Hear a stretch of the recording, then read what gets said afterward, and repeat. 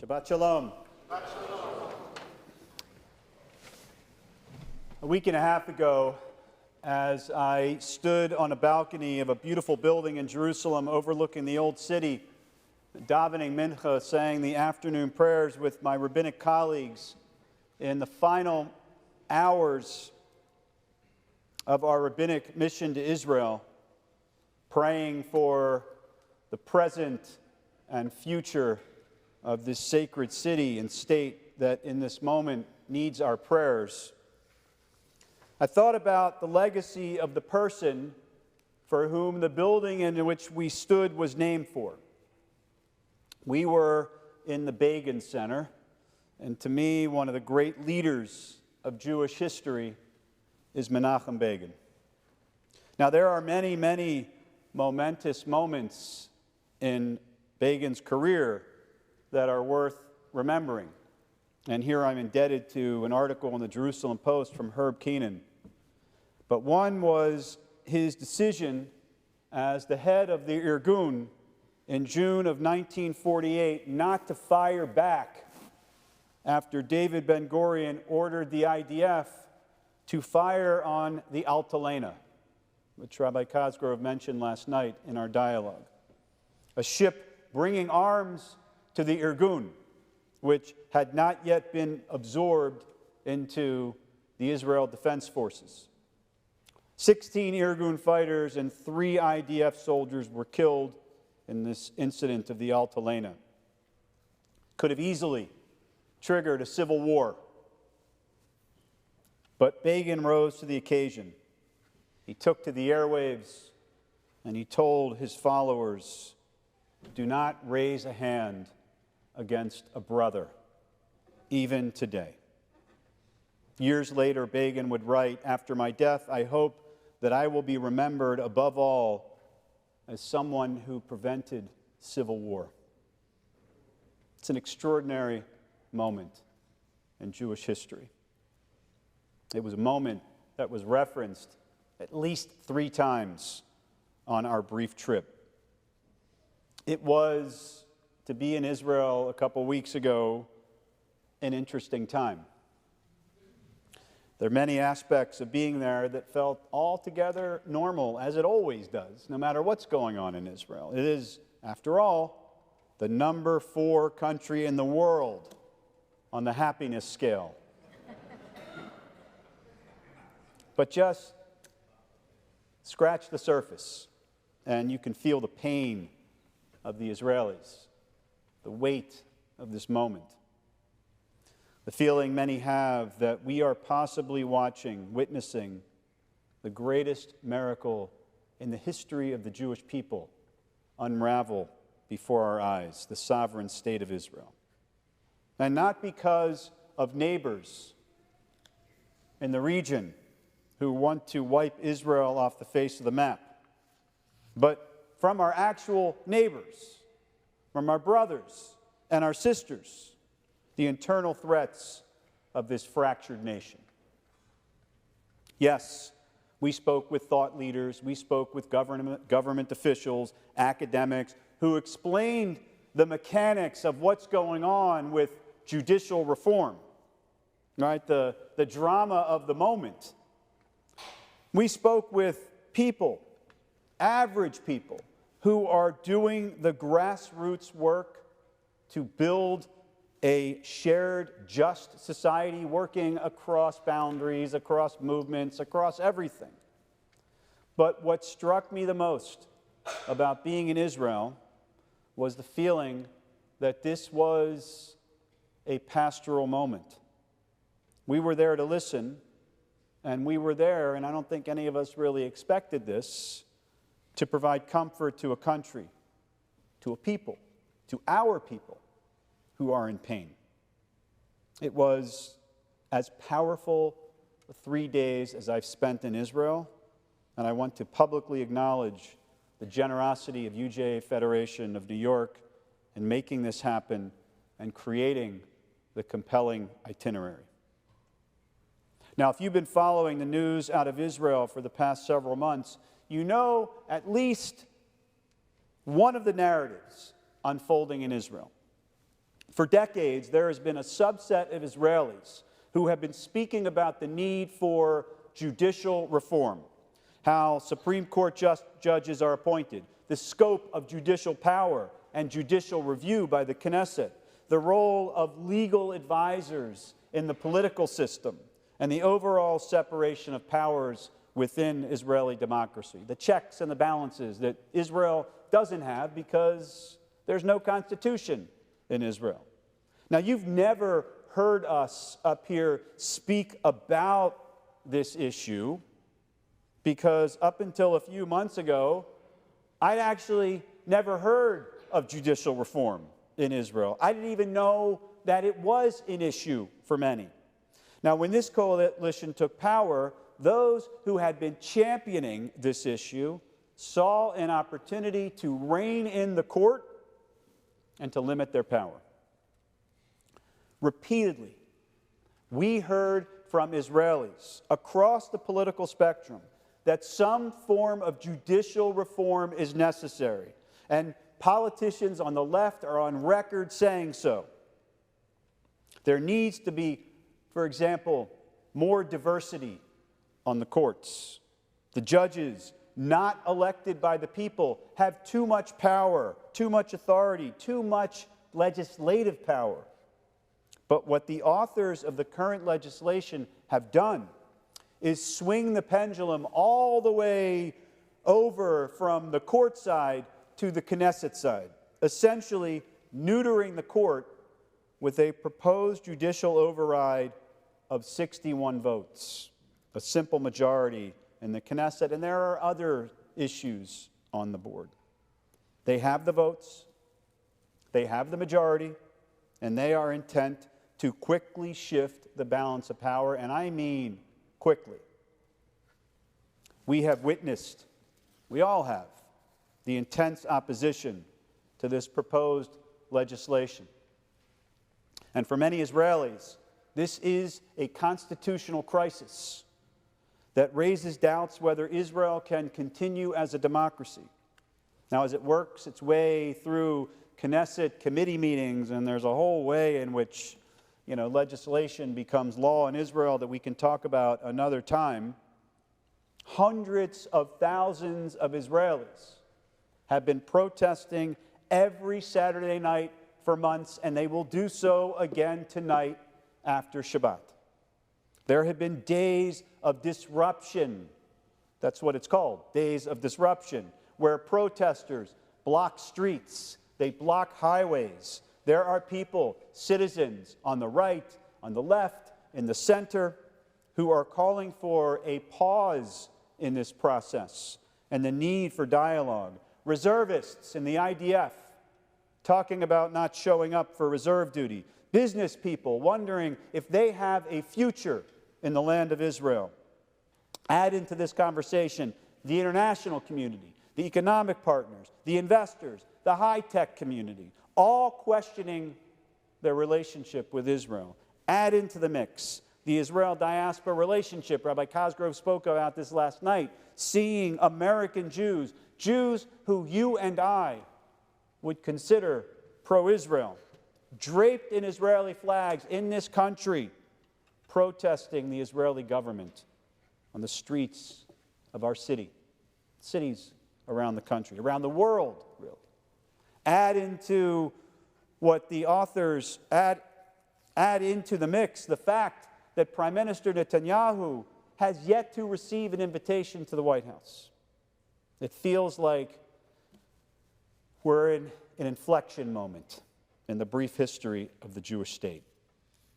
And for me, the pain of it all was captured in one of Rabbi Danny Gordis' most recent essays, where he wrote about the current situation in Israel possibly moving towards what he calls an illiberal democracy, a country with intolerant views towards women, Arabs, non-Orthodox Jews, academics, a sense of openness, etc.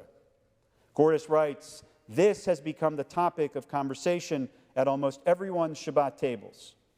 Who's going to stay? Every meal, every conversation, every Saturday night hanging out at the protest. Someone within earshot asks that question. On a recent Shabbat morning, he writes, one couple at our table had a conversation between the two of them aloud. She said, a few years ago, if our children had decided to leave Israel, I would have felt betrayed. Now I wouldn't. I'd understand them. To which he replied, I still wouldn't want them to leave. I want Jewish great-grandchildren. What we collectively experienced in our 3 days in Israel was an opportunity to dialogue with people on all sides of this issue. What's at stake with this judicial reform legislation? So while we spoke with people who are showing up at the protests, waving their Israeli flags, reclaiming the Israeli flag, people who every day are trying to create the shared society that we dream of, we also heard from people who felt disempowered, who have been marginalized by the left for years, who don't feel represented by the courts, who don't feel seen and don't feel counted in Israel. The current system has long left many Israelis feeling that representative democracy in Israel did not and does not represent them, and that the worldview of a narrow and largely self-appointed judicial elite was and is imposing its values on the nation.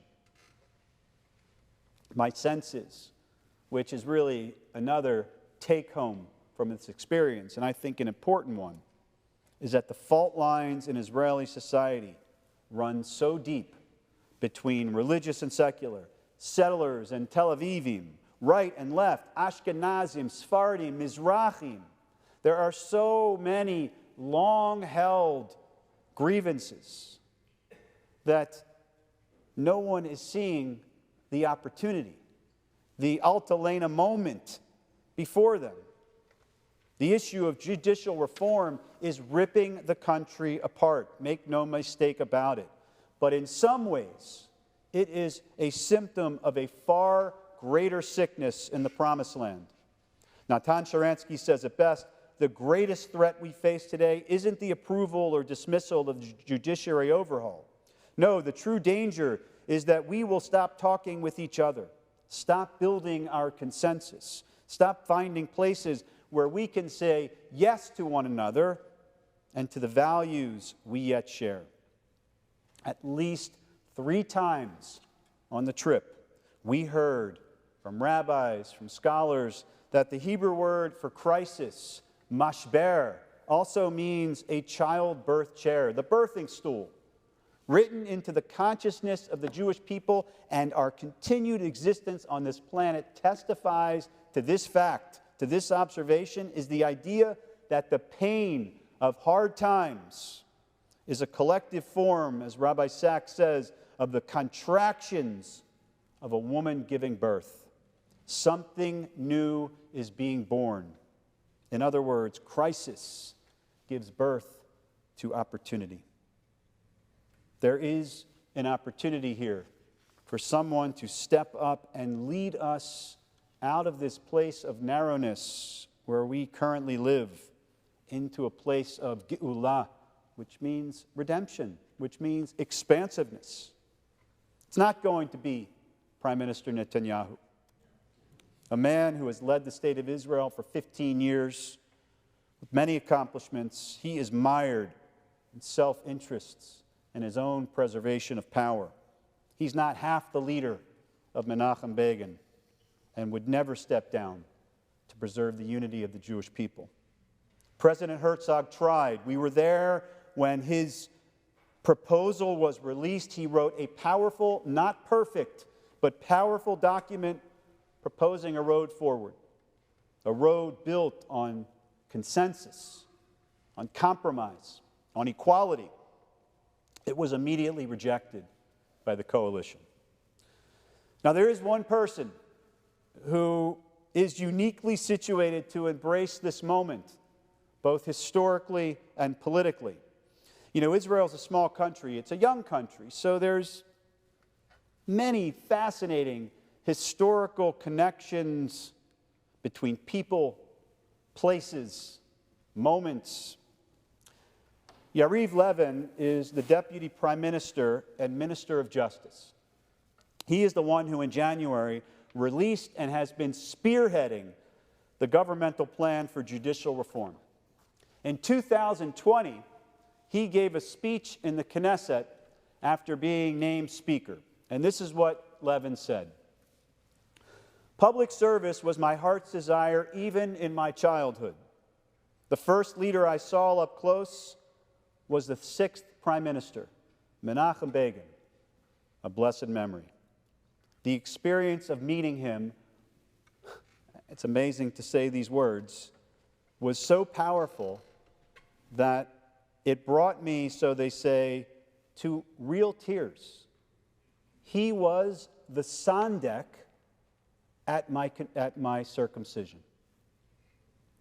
Are you understanding this? Menachem Begin, the one who said, do not raise a hand against a brother, not even today. The one who said, after my death, I hope that I will be remembered above all as someone who prevented civil war, is the Sandek, the godfather of Yariv Levin. He held his legs down at his bris. Unless you think Levin isn't familiar with the story of the Altalena, I guarantee you he is, because here's another great historical twist.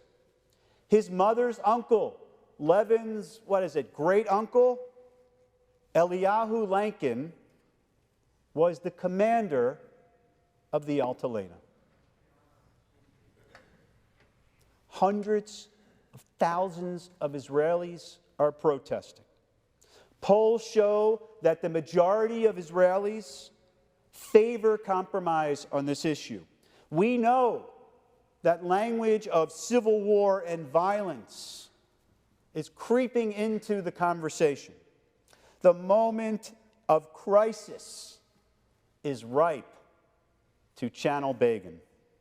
And to this, Levin responds, let there be no doubt, we will not suspend the legislation for even a minute.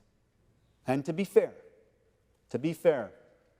members of the opposition are equally as opposed to sitting down and talking through a compromise. No one is prepared to claim the mantle of the former prime minister. Again, Sharansky, the true danger is that we will stop talking with each other, stop building our consensus, stop finding places where we can say yes to one another and to the values that we share. Could there be anything more Jewish? Anything that better reflects the values of our tradition?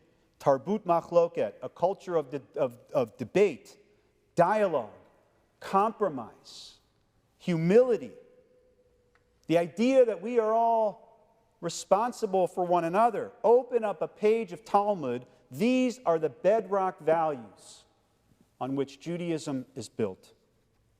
Minister Levin, I appeal to you, and I hope through technology you might hear these words, and I know your English is far good enough to understand them.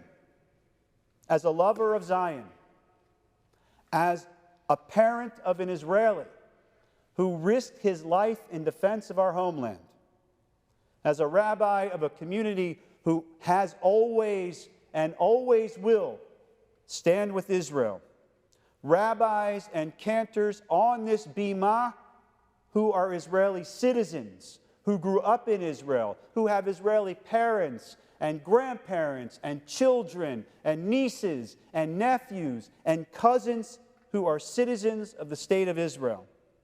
This, Minister Levin, is your moment to embody the very best of our tradition. This is your Altalena moment, a moment to embrace the legacy of your godfather, Menachem Begin, who put the unity of the Jewish people above all else.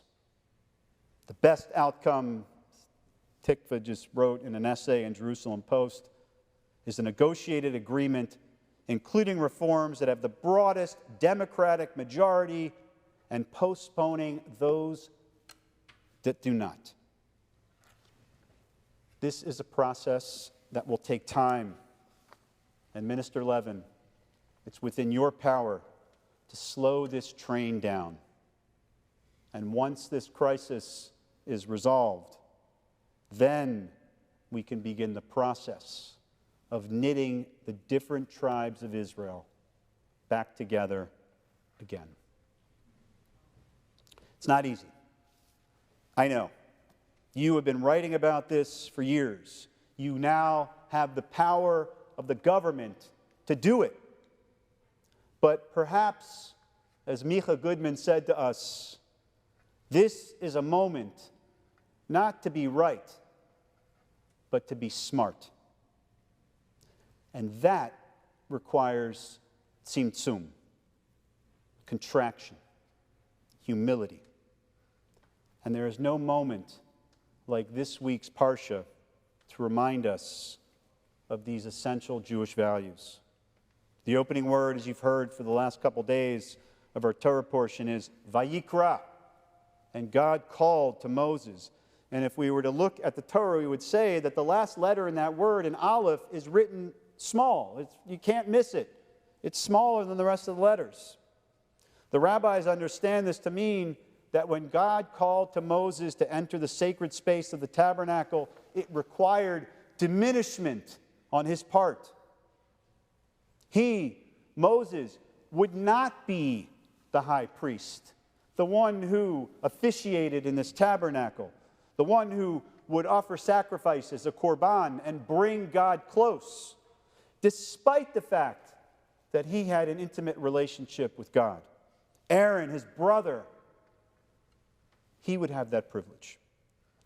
The opening word of Leviticus with this small aleph, it signals to Moses that to truly be God's messenger, in order for Israel to thrive and survive, he needs to shrink a little bit. He needs to step back.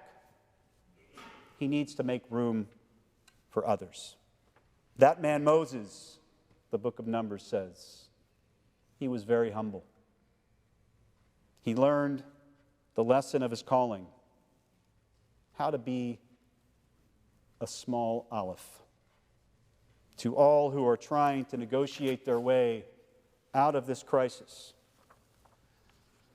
to all who are not yet engaged in this sacred task, and to all of us, this is the call of the hour. Friends, there's much we can do from here. We can support organizations like UJA Federation that are funding and building grassroots efforts to build that society, that shared society. We can support organizations like the Hartman Institute that are doing the work and providing the language to work with of what a Jewish and democratic society can look like. You can travel to Israel. This is not the time for distance. Trust me, Israel needs us. And finally, we can pray. Just pray. It's what we've done for thousands of years, praying for our return to the land. Yes, times are different. We have agency. There are things that we can do. But we also have prayer.